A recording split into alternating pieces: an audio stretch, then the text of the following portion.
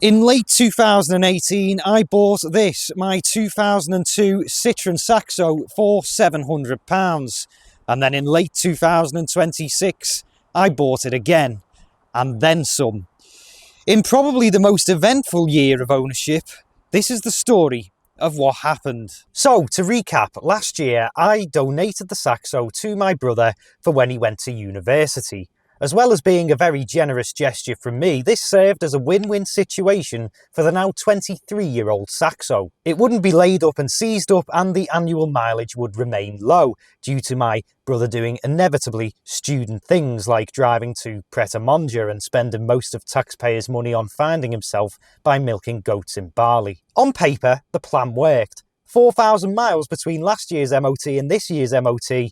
Boom. Due to parking charges, my brother never even took the Saxo to Leeds. He just used it every 2 days when he came home. Whenever he left though, much resentment and many questions raced through my mind. What's it like having a drink on a Tuesday night? Was he lying about the Hummer Society? But most importantly, will there be enough content for the Saxo 5-year update? The answer to the latter question is yes. Oh yes. Now, for our older viewers, the first Saxo update comes in the form of something called a voice note. This was sent from my brother, and we'll listen to it now. The doors won't open on this car. Initially thinking, typical Gen Z, I went round to sort it all out. In this accurate reconstruction, like most left-wing socialist students, my brother was right. The key would not turn in the door, therefore the door would not open, but remarkably it was on both sides. So the Saxo then had become a metaphorical university.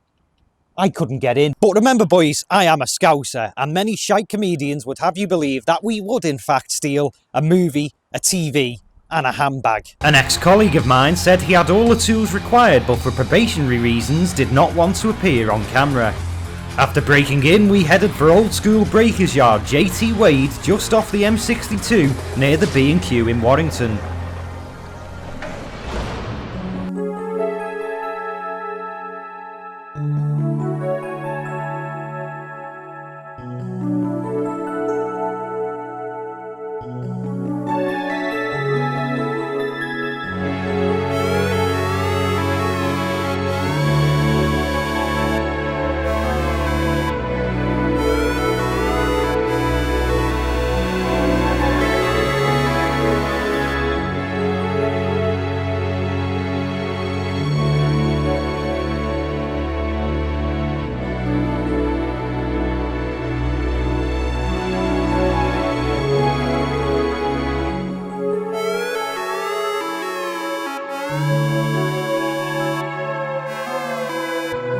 Brakes are a common weakness, particularly on right-hand drive Saxos.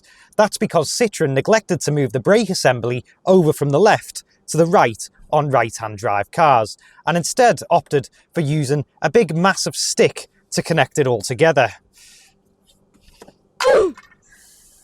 A replacement master cylinder is something that I am yet to do, but like the band the Red Hot Chili Peppers, the Saxo can't stop.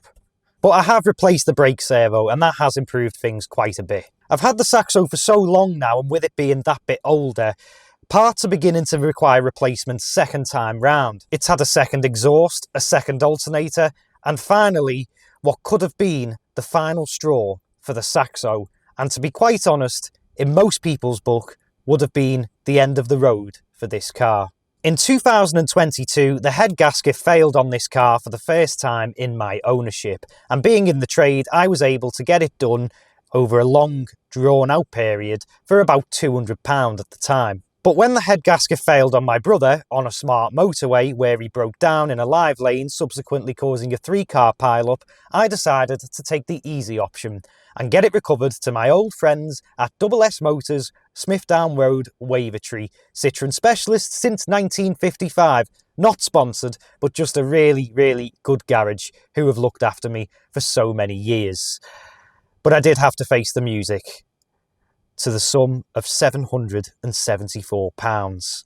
And that was the day that my dad decided he had to give me the talk. What the fuck are you doing spending £700 on that? Because I love it and I want to keep it forever and ever. And I suppose the final thing to add about the Saxo is that it recently broke its MOT passing streak when it failed on a CV boot, among other things. But here's the good news. After nearly £800 and a brake servo later, the Saxo is back with a vengeance.